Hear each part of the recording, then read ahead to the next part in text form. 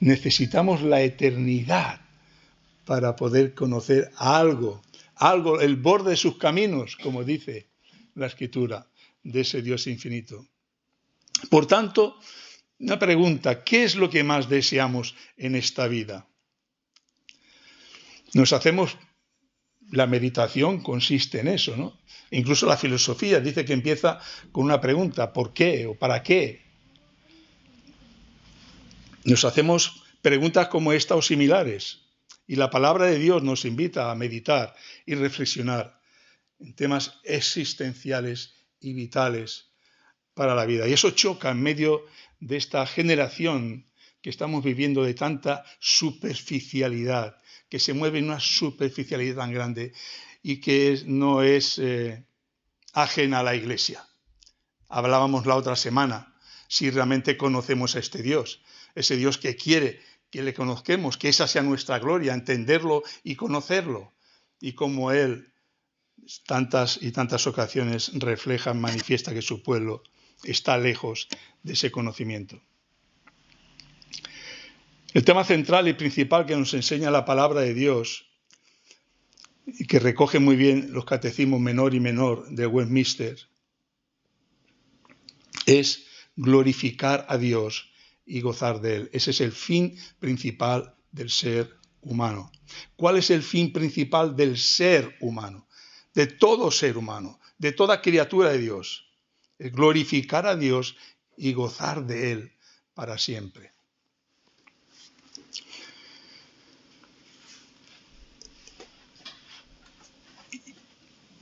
Y esto nos lo enseña el mayor maestro que ha habido en la historia de la humanidad, que es nuestro Señor Jesucristo, cuando dice al final de su vida y de su ministerio: yo te he glorificado en la tierra, porque a eso vino el Señor, a hacer la voluntad del Padre, aquella que le dijo en una ocasión: Padre, si es posible, pase de mí esta copa, pero no sea mi voluntad sino la tuya. Aquí al final de sus días, de su ministerio, expresó eso que a mí me gustaría expresar, y a ti te gustaría expresar al final de nuestra vida: Padre, he glorificado tu nombre en la tierra, he acabado la obra que me diste que hiciese. Porque Dios nos ha dado una obra para hacer a todos sus hijos. Y la principal es glorificarle, y después glorificarle a través de la realidad de la vida que tenemos que atravesar en este mundo. Y Pablo enseña que todo existe para la gloria de Dios en esa preciosa doxología del Romanos 11, porque de Él y por Él y para Él son todas las cosas. A Él sea la gloria por los siglos de los siglos. Porque de Él, por Él y para Él son todas las cosas, toda la gloria. A Él sea la gloria por los siglos. Amén.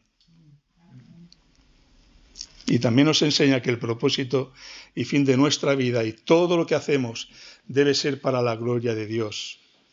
Lo cual implica no solamente un acto visible, lo que estamos haciendo, porque no podemos hacerlo si no hay una disposición del corazón. Si no hay una disposición del corazón a exaltar y glorificar el nombre de Dios. Esto significa que debería estar permanentemente en el centro de nuestra vida, de nuestro corazón, ese deseo de ensalzar y glorificar a Dios. ¿Está Dios de forma permanente en el centro de nuestro corazón? Yo creo que eso es mi lucha, y me atrevería a decir que es la lucha de todo hijo de Dios, que realmente quiere honrar, quiere glorificar, quiere servir, quiere agradar a Dios en su vida, en todas las cosas.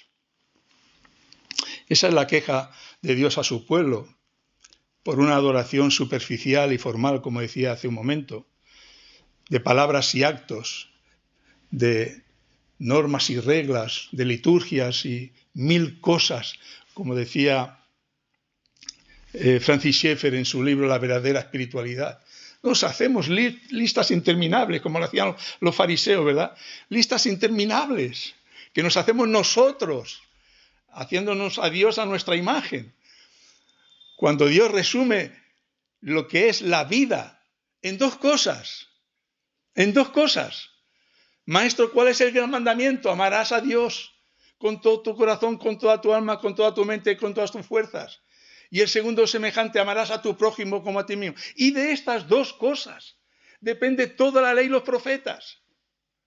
Y nosotros nos complicamos la vida con métodos, con normas, queriendo y pretendiendo. Si no vamos a conseguir nada. Si no nos aferramos a la luz de la palabra de Dios, nuestra vida no va a cambiar. Si no son los métodos, las normas, las reglas. Si es la luz de la palabra de Dios la que nos ayuda a vivir la voluntad de Dios. Porque ella es lámpara a nuestros pies, lumbrera nuestro camino. Y cuando nos sumergimos en la palabra de Dios, lo vemos. Y como decía la semana anterior, yo, casi 60 años de conocer al Señor, y solo sé que no sé nada. Hubo un gran siervo, no recuerdo ahora quién, que estando en el lecho de muerte dijo, doy gracias a Dios porque he conocido las tapas de su palabra. Las tapas. ¡Wow! Ese es el verdadero conocimiento. Esa es la verdadera humildad que agrada a Dios. La que está en disposición de siempre, preparado para aprender, para conocer más y más a este Dios tan grande y tan maravilloso, que nos ha dado la vida cuando estamos muertos en delitos y pecados, para darnos esta salvación tan grande y tan maravillosa. Y esta esperanza, como hemos cantado, de que un día todo eso se va a cumplir cuando estemos en su presencia. ¿Significa esto que nuestra vida tendría que ser una vida de meditación, reflexión, consideración y búsqueda más y más de la presencia de Dios? Lo que aquí se queja el Señor.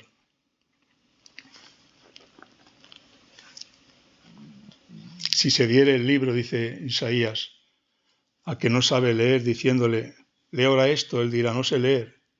Dice pues el Señor, porque este pueblo se acerca a mí, con su boca, con sus labios me honra, pero su corazón está lejos de mí, y su temor de mí, su corazón y su temor de mí, no es más que un mandamiento de hombres que les ha sido enseñado.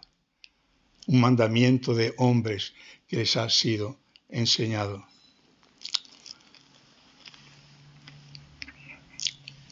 Y Mateo, el Señor Jesucristo, apelando a esas palabras en Mateo 15, dice, hipócritas, bien profetizó de vosotros Isaías cuando dijo, este pueblo de labios me honra, pero su corazón está lejos de mí. Pues en vano me honran enseñando como doctrinas mandamientos de hombres. Mandamientos que lo único que hacen, en vez de acercarnos a Dios. Y además, hermanos, es que podemos constatarlo. Porque vemos la iglesia, vemos las actitudes, los comportamientos, las vidas, las vemos, empezando por la nuestra. Porque si vemos algo, es para intentar ayudar, bendecir, no para juzgar y condenar, que no nos toca a nosotros. Pero lo vemos. Y lo que vemos es que esos mandamientos de hombres, esos mandamientos que nos hacemos a nosotros mismos, ese Dios que nos hacemos a nuestra imagen y semejanza, esa idea falsa de Dios, de un Dios bonachón, de un Dios como veíamos la semana pasada, lo que inspira el Salmo 15, aquel acontecimiento de 2 Samuel, cuando Uza va a tocar el arca para que no se caiga, que Dios no necesita ni a Uza, ni a ti, ni a mí, para hacer nada absolutamente, solamente que obedezcamos. El arca no podía ser transportada en un carro, el arca tenía que ser llevada por los levitas, el arca Dios había dado mandamientos para saber lo que había que hacer, pero el pueblo y David hacían lo que a ellos les pareció bien, con muy buena intención, pero los alejaba de Dios y despertó la ira de Dios.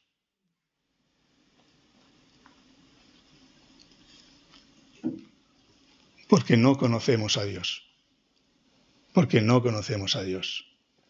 Nos hacemos las normas que a nosotros nos parecen, tal vez con buena intención, sin mala intención, por lo menos, pero que cada vez alejan más y más y más de Dios.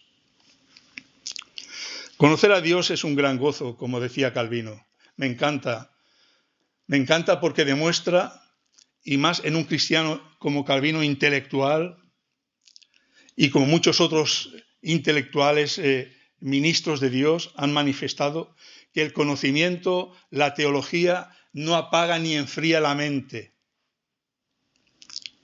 y el corazón, sino todo lo contrario. El conocimiento verdadero, la teología correcta, enciende y abrasa el corazón. Mira lo que dice Calvino.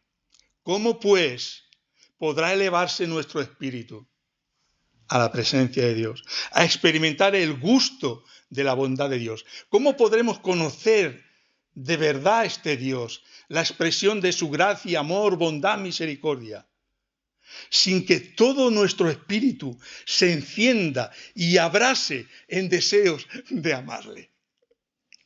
No, hermanos, la doctrina, el conocimiento, la teología, el conocimiento de Dios no apaga, enciende el corazón, enciende y abrasa el corazón, más y más de amor a ese Dios que cuanto más lo conoces, más caes de rodilla ante Él, como Isaías en el capítulo 6. ¡Ay de mí que han visto mis ojos la gloria de Dios! Entonces te das cuenta algo de lo que es Dios y mucho de lo que eres tú, que no eres nada, hinchazón y podrida llaga. Pero que por la gracia y misericordia de Dios estamos aquí en esta noche, con este gran privilegio de abrir su palabra para poder conocerle un poco más, amarle un poco más, desearle, anhelarle un poco más. Pero de verdad, conforme a lo que Él nos revela. Conocer a Dios es un gran gozo, pero también infunde un santo temor. Ese temor que dice Proverbios es el principio de la sabiduría. Es el temor reverencial, el temor que se humilla ante Dios, el temor que reconoce la realidad de Dios. Dice Proverbios, oirá el sabio, fijaos, tremendo el libro de Proverbios. Yo conocí el Evangelio a los 17 años, empecé a estudiar apasionadamente, fui al servicio militar a los 22 años y en ese momento que tenía más libertad, que estaba libre de trabajo secular y tal, me leí, subrayé el libro Proverbios una y mil veces. ¡Qué maravilla! Le he aconsejado no sé cuántas veces a todos, leed el libro de Proverbios. Mira lo que dice.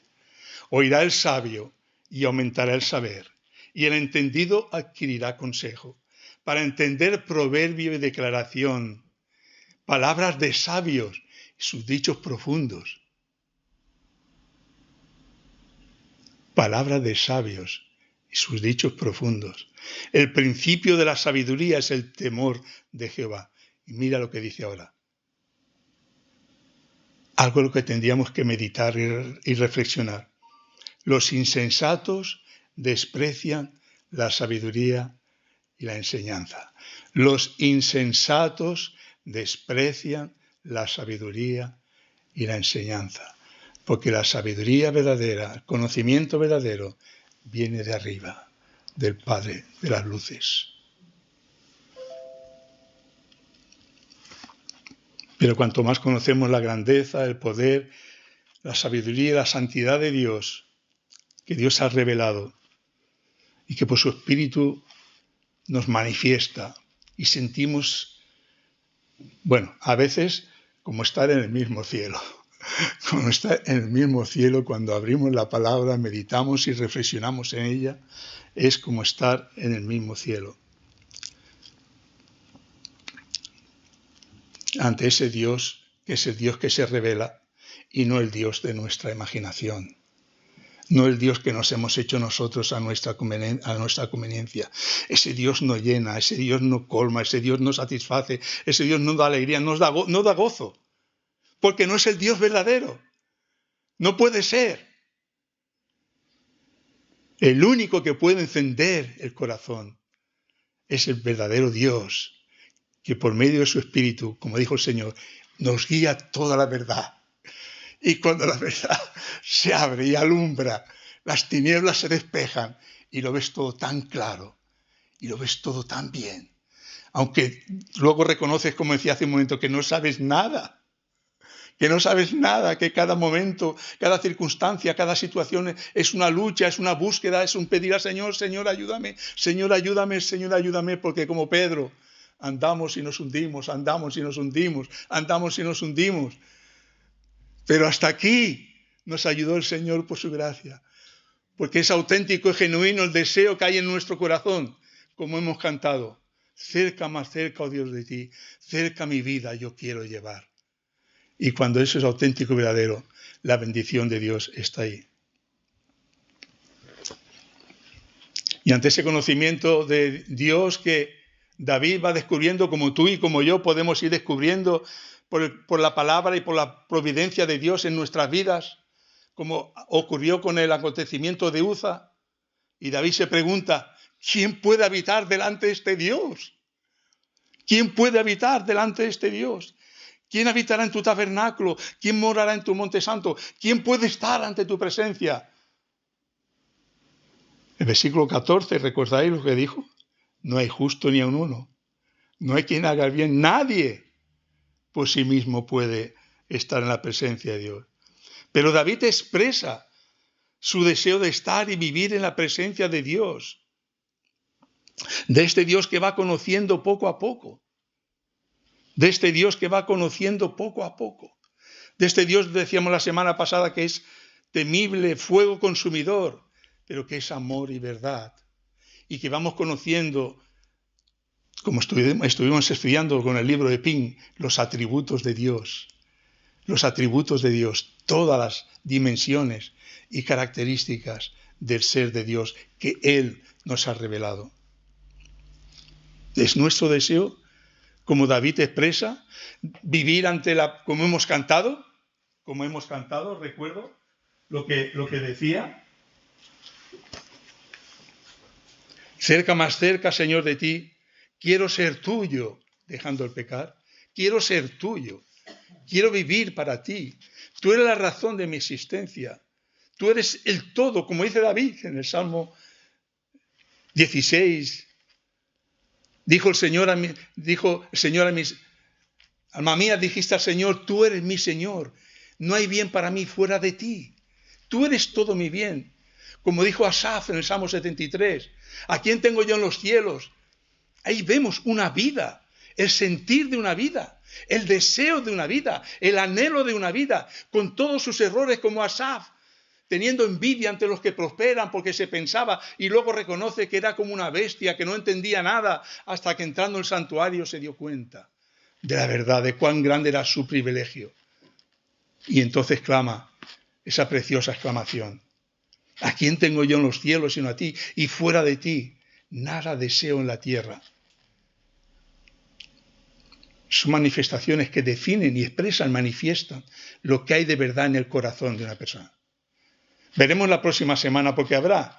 Este salmo tan corto va a tener 3 sesiones. Porque hoy estamos hablando de los principios. Pero la próxima semana hablaremos de la vida real, de la vida práctica, de la que aquí se está refiriendo,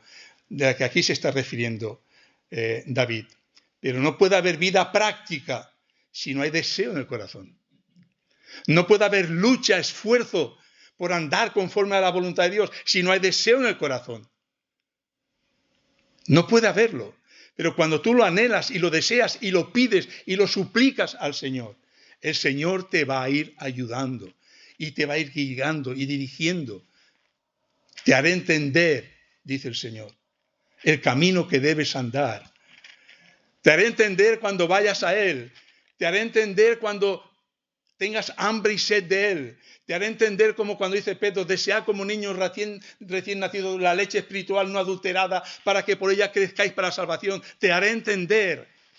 O como dice el autor de la carta a los hebreos, después de tanto tiempo debiendo ser maestros, todavía tenéis necesidad de que os enseñe los primeros rudimentos de la fe. De un Dios infinito que no lo terminaremos en toda la eternidad. Pero después de tanto tiempo, decía la semana pasada, hermanos, en aquellos tiempos no tenían ni una Biblia.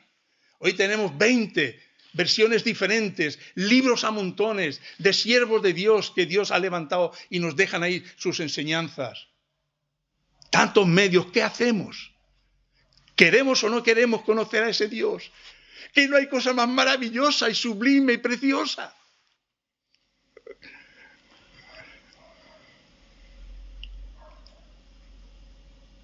Pero si no entendemos que Él es el mayor tesoro, la perla más hermosa, el bien más codiciado, no haremos nada. No haremos nada. En estos casi 60 años que llevo en los caminos del Señor, he visto personas, hermanos, que se han convertido y han subido como la espuma. Y han subido como la espuma. En 4 días, un conocimiento, una madurez. Y hermanos, que los ves como aquellos que después de tanto tiempo debiendo ser maestros, todavía tienen necesidad de los primeros rudimentos. ¿Por qué? ¿Por qué? Toca a cada uno, como dice el Señor, escudriñarse a sí mismo. Mirad si estáis en la fe. Mirad qué es lo que realmente queréis. Mirad si sois de aquellos que de labios me honran, pero su corazón no es como este corazón que tiene hambre y sed de Dios. Este corazón que dice, cerca, más cerca, oh Dios, de ti, cerca yo quiero mi vida llevar. De verdad, hermanos, ¿lo cantamos o lo sentimos también? Cerca, más cerca, oh Dios, de ti, cerca yo quiero mi vida llevar.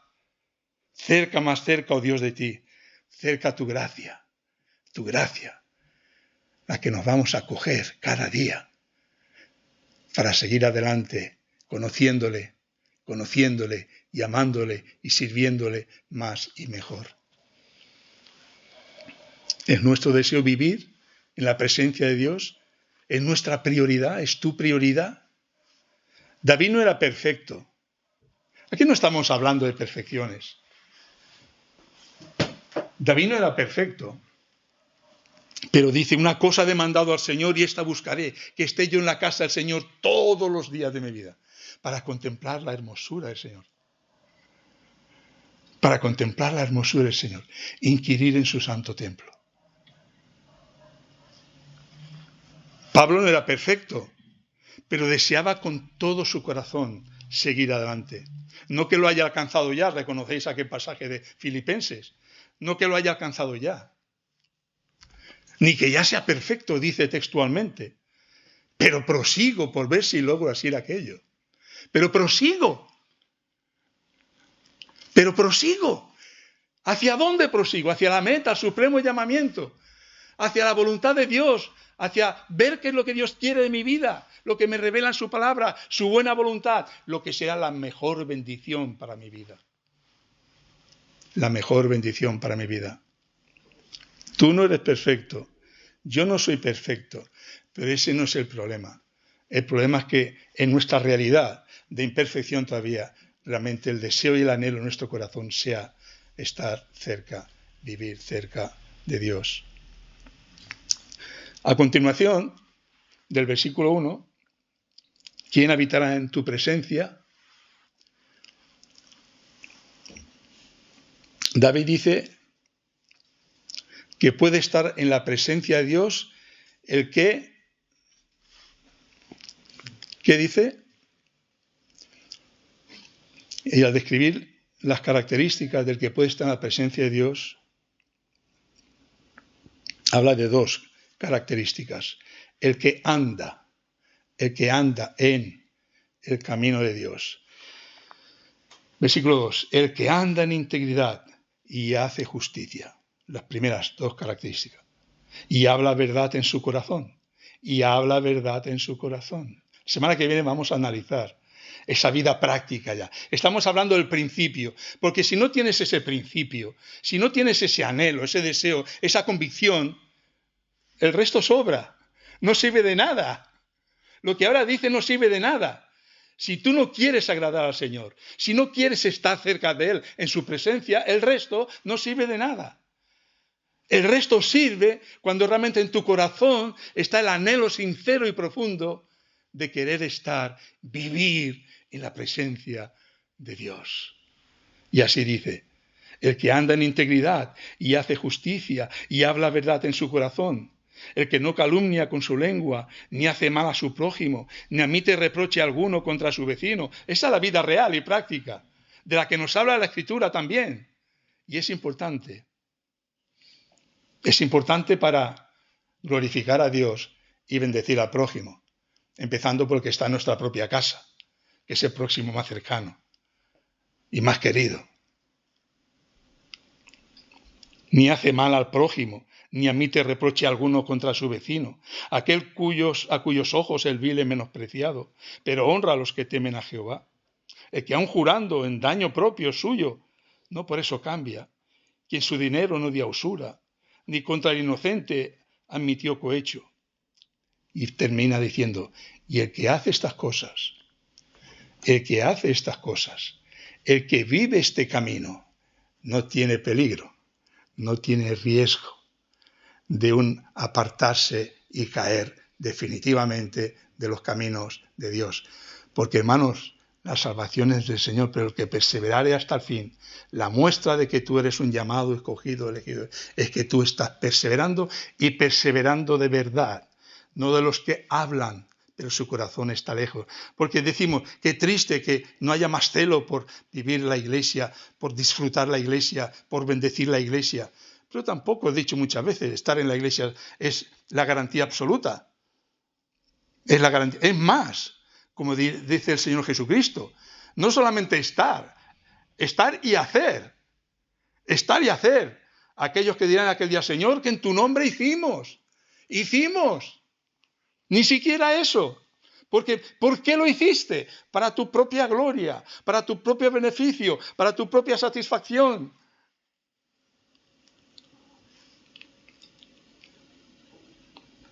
Así que debemos examinarnos, porque es tal la lucha, como nos dice el Señor. Y el corazón es tan engañoso, tan fácil engañarse, que cuidado. Porque ni estar aquí es ninguna garantía. Ninguna. Yo tengo las mismas luchas o más fuerte que vosotros para andar en el camino y seguir fiel a Dios. Y no porque dice, no, el pastor es el objetivo del diablo, porque tal. Sí, tal vez sí. Pero porque el pastor no es diferente a los demás, simplemente es una función que Dios ha dado. Pero las luchas son terribles y tal vez más terribles que las que podáis tener vosotros. Por eso uno puede hablar con conocimiento de causa en todos los sentidos. Porque vive, goza, disfruta y sufre la realidad de lo que es la fe. Y en el mundo tendréis aflicción. Nos dijo el Señor, no yo.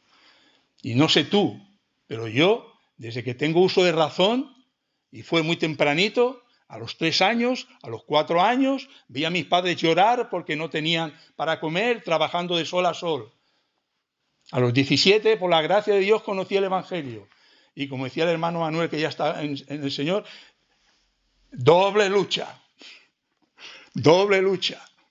Porque ahora me preocupa la voluntad de Dios, me preocupa la gloria. Y antes no me preocupaba, tenía una lucha solo. Ahora la lucha es tremenda. Y no tenemos lucha contra carne y sangre, sino contra principados y potestades. Eso es una realidad. Que si tú eres del Señor, tú sabes de qué estoy hablando. Y no hay nada mejor que eso, que si yo estoy hablando la palabra de Dios, tú sepas de qué estoy hablando y la palabra de Dios obre en tu vida, en mi vida, y realmente nos cambie y transforme más y más. Esa imagen preciosa de nuestro Señor Jesucristo.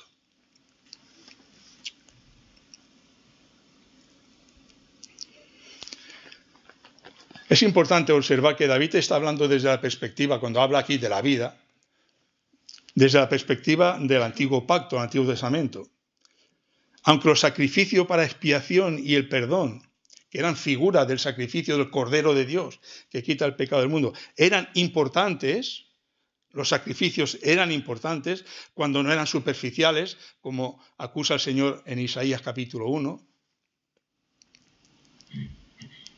Pero también enseñaba que la bendición y la maldición se basaba en la obediencia, como vemos en textos muy claros en Levítico y Deuteronomio.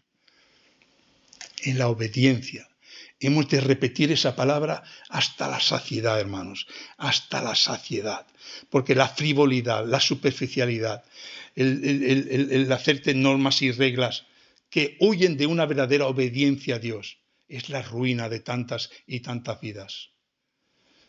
Levítico 26, bendiciones de la obediencia. No haréis para vosotros ídolos ni escultura ni os levantaréis estatua, ni pondréis en vuestra tierra piedra pintada para inclinaros a ella, porque podríamos hablar mucho de esto, ¿no? De lo que son nuestros dioses. Un dios no es una escultura que te haga, es lo que tiene en tu corazón, que ocupa el lugar que solamente le pertenece a Dios. Pero bueno, desde la perspectiva del Antiguo Testamento, el Señor le dice, ni piedra pintada para inclinaros a ella, porque yo soy Jehová vuestro Dios, guardad mis días de reposo, tened en reverencia mi santuario, yo Jehová. Si anduviereis en mis decretos y guardareis mis mandamientos y los pusiereis por obra, vida real y práctica, yo daré vuestra lluvia en su tiempo, y la tierra rendirá sus productos, y el árbol del campo dará fruto. Bendición. A la obediencia, bendición.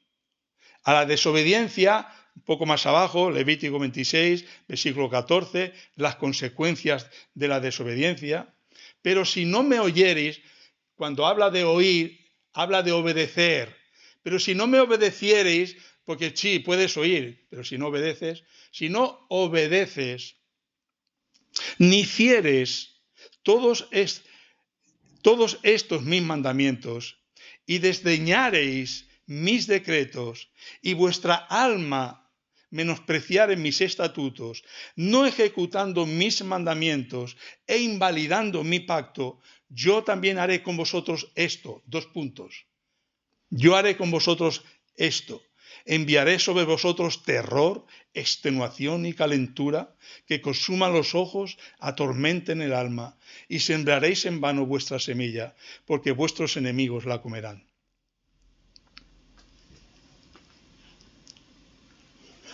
Nos está enseñando que la desobediencia no puede esperar bendición, y mucho menos la bendición de vivir en la presencia de Dios. Pero no podemos obedecer.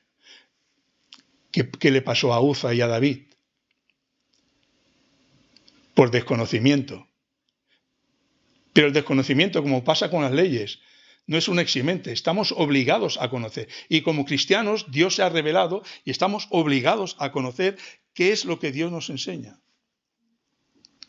Y nos enseña que el desobediente no podía esperar bendición, y mucho menos la bendición de la presencia de Dios. La desobediencia era una barrera entre Dios y sus hijos,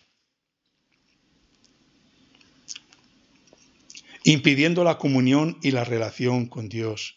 ¿Vosotros creéis que puede haber comunión y relación con Dios en una vida de desobediencia? Dice Isaías, dice el Señor. Y aquí no se ha cortado la mano del Señor para salvar. No es porque el Señor se haya acortado la mano, ni se ha grabado su oído para oír, pero vuestras iniquidades han hecho división entre vosotros y vuestro Dios, y vuestros pecados han hecho ocultar de vosotros su rostro para no oír. La desobediencia, el pecado, es una barrera infranqueable que el cristiano no puede tener relación y comunión. Dios no quiere. En el nuevo pacto, después del sacrificio del Cordero de Dios, nos enseña un fundamento diferente para la relación y la bendición con Dios. En el nuevo pacto, la fe, que es un don de Dios, un regalo de Dios, es la base de la bendición. La fe es la base, pero el principio enseñado por David de la obediencia sigue siendo el mismo.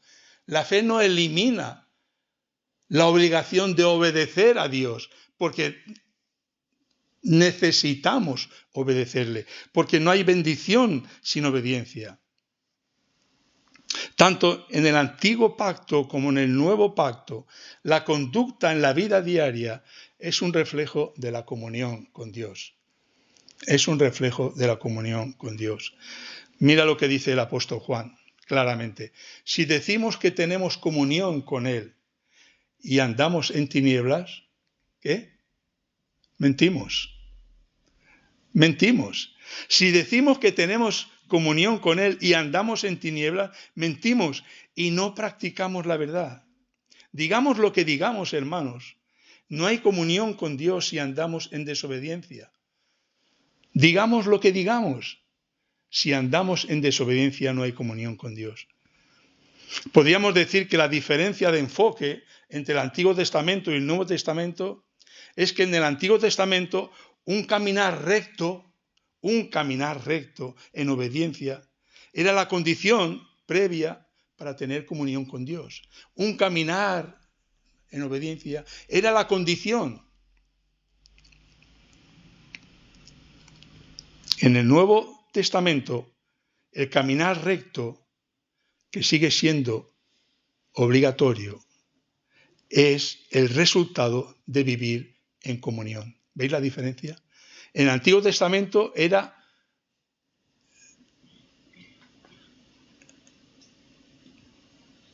lo necesario para tener comunión con Dios.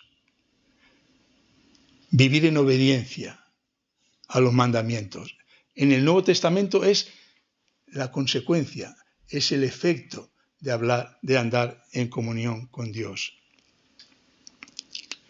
La respuesta cristiana a la pregunta de David, ¿quién puede vivir y estar en relación y comunión en la presencia de Dios?, es más profunda.